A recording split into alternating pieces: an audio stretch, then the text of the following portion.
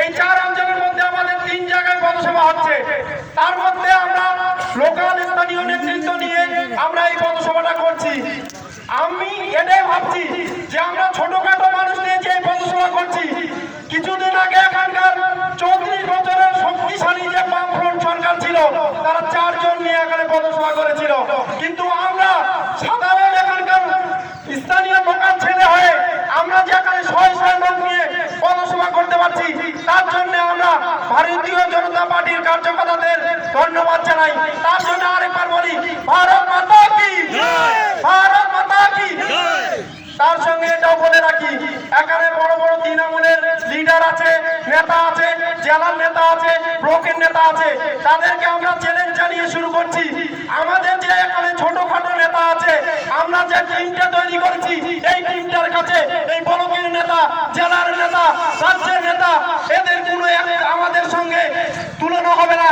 কারণ আমরা লোকসভাতে দেখিয়ে দিয়েছি যে এলাকাগুলোতে আমরা 10টা 12টা করে ভোট পেতাম, কোনো কোনো জায়গায় আমরা লিড দিয়েছি, কোনো কোনো জায়গায় এমন ভাবে আমরা প্রচুরভাবে এগিয়ে গেছি। তার জন্য তারা ইভিএম এর কাছে বসে থাকতে বাধ্য হয়েছে। তারা যদি ইভিএম এর কাছে বসে না থাকতো, চালন্দা বুথে বিশেষ করে ওরা যদি ওখানে বসে না থাকতো, ভারতীয় জনতা পার্টি সেখানে লিড করতো। যদি আপনাদের এতই ক্ষমতা, এতই শক্তিশালী ছিল, তাহলে ইভিএম এর কাছে কেন বসে থাকা হলো? আপনারা স্বইচ্ছায় তো ওখানে জিতে যেতেন, তাহলে কেন আপনারা ইভিএম এর কাছে মানুষকে ভোট দেওয়া দেখতে গিয়েছিলেন? এটাও বলবো। তার সঙ্গে সঙ্গে শিবপুরের মতো এলাকায় আমাদের তো কোনো বিজেপির সংগঠন ছিল না, সেই জায়গায় আপনাদেরকে মারামারি করতে হচ্ছে। কি কারণে? যে আমাদেরকে ভোট দেওয়া হবে না। আমাদের শিবপুরের যে ছোট সংগঠন আছে, ছোট সংগঠনের মাধ্যমে দিয়ে আপনাদেরকে বুঝিয়ে দিয়েছে, আপনাদেরকে না শুধু দক্ষিণ দিনাজপুর জেলাকে বুঝিয়ে দিয়েছে যে শিবপুরে বিজেপি আছে। শিবপুরে যদি বিজেপি না থাকতো, তাহলে কিভাবে এত বড় একটা প্রতিরোধ তৈরি করেছিল আমাদের সেখানকার শিবপুরের বিজেপি সংগঠন।